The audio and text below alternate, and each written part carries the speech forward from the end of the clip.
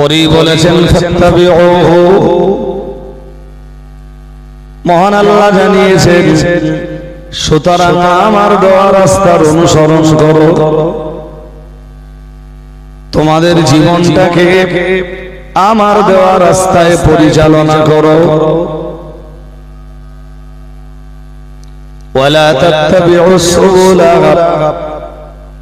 অন্য কোন রাস্তায় তোমাদের জীবন পরিচালনা করো না। তোমাদের জীবন সেকেন্ড কোন এতে পরিচালনা করো না। জীবন পরিচালনার জন্য অন্য কোন রাস্তাকে ধারণ করো না।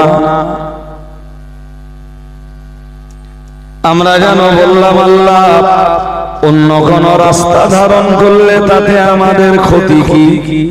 মহান আল্লাহ বললেন ফাতাফাররাকা বিকুম আন সাবিলিহি, মহান আল্লাহ বললেন অন্য রাস্তা ধারণ করলে তোমাদের ক্ষতি হলো, তোমরা বিভিন্ন দলে বিভক্ত হয়ে পড়বা।